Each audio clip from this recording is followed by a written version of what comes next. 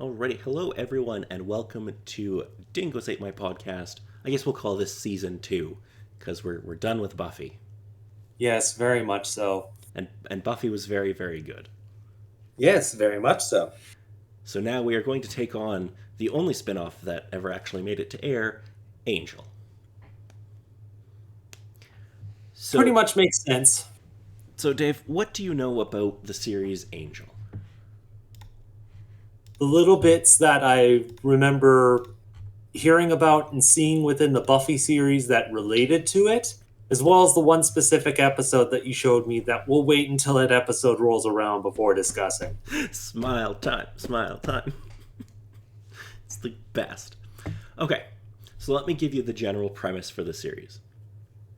So, if you think back to when we were talking about Buffy, at the end of season 3, Buffy, Angel left Sunnydale, Hmm. which was this was after they defeated the mayor in the high school at the graduation. Yes. Angel, it never gets talked about in Buffy, but basically what happens is he moves to LA in an attempt to kind of be like a protector of the city. Okay, let me put it this way: he's basically Batman. Pretty much is. Where the Buffy series, yeah, the town is basically set upon the Hellmouth and a whole bunch of demon stuff happens nearly on the daily. It doesn't mean that demon stuff doesn't happen anywhere else. Yeah, and it's also look. There's going to be a lot of I would say metaphor, but metaphor makes it sound far too like there's going to be a lot of stuff about LA where they're like, oh, there are a lot of demons in LA. Get it? What do you?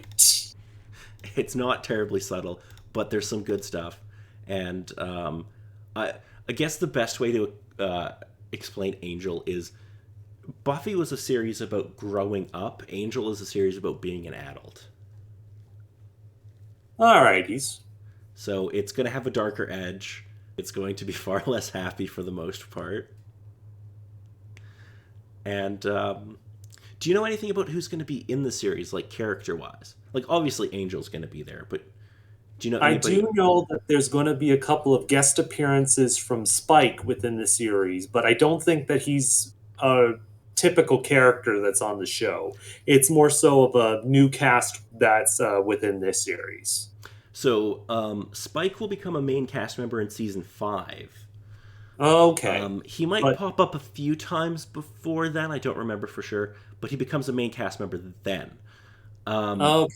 we do But get as it is from the start of Angel, everyone is a bit more of a new face. not entirely, not Okay. entirely. So if you remember back to Buffy, obviously we're going to have Angel as our lead character. We're also going to, if you remember, Cordelia. Ah, yes. She is going to be a main character in Angel as well for most of the run, Okay. up until like season 4, I think, if I remember. There's also going to be a new character called Doyle, but he isn't going to last terribly long. And we also are going to get one of a character that got shortchanged on Buffy, but is going to get a really great story arc in Angel, which is Wesley Wyndham Price. I don't know if you remember I Wesley. see. I see. Interesting. Do you remember Wesley from Buffy? I believe it was either the substitute or the person that the organization sent to look after Buffy when Giles had to go away for a time. Yeah, yeah, yeah, him. And it's gonna be good. It's going to be bollocks.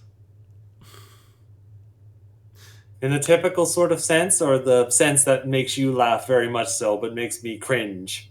Uh Wesley, let's just say in Buffy he was very ineffectual. He's going to definitely grow and develop in this series. Okay. He's going to start off as, basically the same character we saw in Buffy, but he is definitely going to he's going to become more useful as the seasons go on. Neat. It's going to be a good time. Now, did you have anything you wanted to ask me about Angel before we get started on it? No, I think on whole, I think most everything from what you said gives me kind of a base idea of how things are going to go. I don't think it would be too much of a stretch from the stuff that they did within Buffy going into Angel, aside from the specific topics that they'll hit, and that it won't be so much preteen soap kind of case, but heading more into more. Again, the most I can kind of say is kind of either detective drama or more late night TV, I suppose would be the wording for it, more for adult audiences. So I would say that if you saying Buffy as kind of a soap, and that's actually pretty true. Buffy is kind of like the lighthearted, like superhero show, whereas Angel is more of. I think you actually really hit the nail on the head. It's more of like a film noir detective kind of thing. Like there's definitely a darker sensibility to it. Mm-hmm. I And wouldn't quite say it from that, but the one particular image that popped into my head was from the animated Spider-Man movie with Dark Spider-Man, completely black and white, sitting there drinking his egg creams. I mean, you're not that far off. It's like not quite there, but it's on the scale, but it's not quite reaching the top yet. Yeah, I mean, it kind of is. Alrighty, so just as a little preview for the pilot episode, which we will get to next week, it's called City of, if you get the joke. Uh, mhm. Get it? City of Angels, which is LA. Mhm, mhm. Yeah, Yeah, it's yeah, very I clever. got it.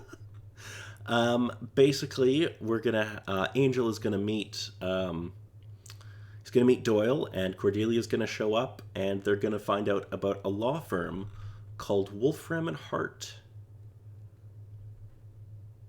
who seems to be representing some not so great people. Well, Mm, maybe not people. mm. So, until next time, I've been Paul. And I've been Dave.